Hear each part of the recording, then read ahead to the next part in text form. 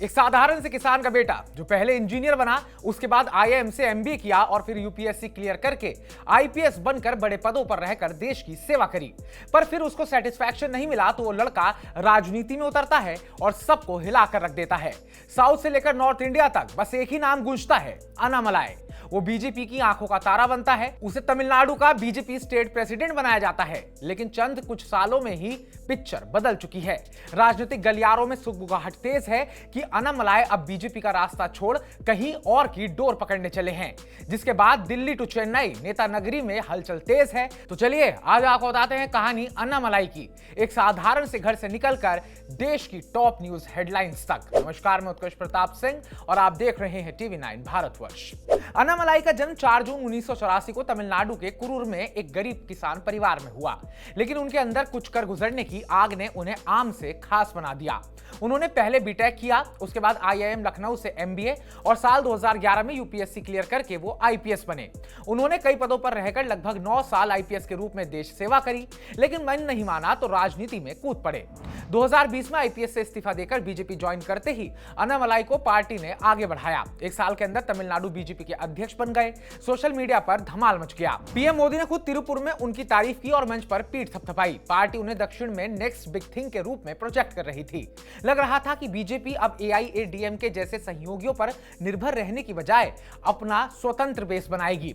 लेकिन फिर क्या हुआ? चुनावी हकीकत ने सब कुछ बदल कर रख दिया। बीजेपी का वोट शेयर जरूर बढ़ा, लेकिन सीटें नहीं आई। अन्नामलाई की आक्रामक शैली ने एआईएडीएमके के साथ रिश्ते भी बिगाड़ दिए। उन्होंने एआईएडीएमके नेताओं और यहां तक कि जयललिता जैसे चिन्हों पर भी सवाल खड़े कर दिए। 2023 में गठबंधन टूट गया। अन्नामलाई 2024 लोकसभा चुनाव में खुद भी हार गए। कुछ समय तक दिल्ली ने अन्नामलाई की स्वतंत्र विकास वाली रणनीति को सपोर्ट किया, लेकिन 2026 तमिलनाडु विधानसभा चुनाव की तैयारी में पार्टी ने फैसला लिया कि डीएमके को हराने के लिए चौड़ा गठबंधन जरूरी है। एआईएडीएमके के साथ दोबारा हाथ मिलाया गया।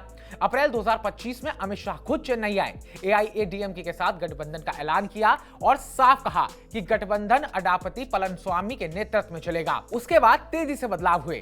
अन्नामलाई को तमिलनाडु बीजेपी प्रमुख पद से हटा दिया गया। नई राज्य इकाई के प्रमुख बनाए गए नैनार नागेंद्रन, जो गठबंधन के लिए ज्यादा स्वीकार्य माने गए। 2026 चुनाव में अन्नामलाई को टिकट तक नहीं मिला। वो खुद कह रहे हैं कि उन्होंने चुनाव नहीं लड़ने का फैसला लिया, लेकिन सवाल तो खड़े हो गए। हाल ही में अन्नामलाई ने केंद्र में 3 भाषा नीति पर सवाल उठाए। सीबीएसई की भाषा नीति पर भी उनकी टिप्पणियां चर्चा में रही। बीजेपी नेता के तौर पर केंद्र से थोड़ा अलग रुख रखना अनयूजुअल था।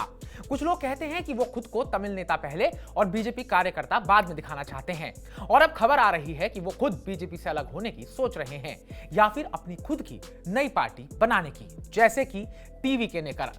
जैसे कि एक्टर विजय ने किया और अपनी टीवी की पार्टी बनाकर खुद सीएम बन गए। अब सवाल ये खड़ा होता है कि अन्नामलाई सच में साइडलाइन हो रहे हैं या बीजेपी ने उनके लिए कोई बड़ा रोल सोचा है।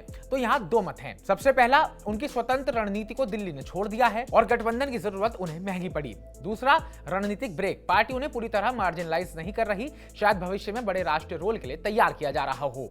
अभी तक बीजेपी ने अन्नामलाई की खुलकर आलोचना नहीं की, जो इस बात का संकेत हो सकता है कि दरवाजे अभी भी बंद नहीं हुए हैं। अन्नामलाई की कहानी अभी खत्म नहीं हुई। एक पूर्व आईपीएस अधिकारी जो राजनीति में तूफान ला सकता था, आज अपने भविष्य को लेकर खुद सवालों के घेरे में है।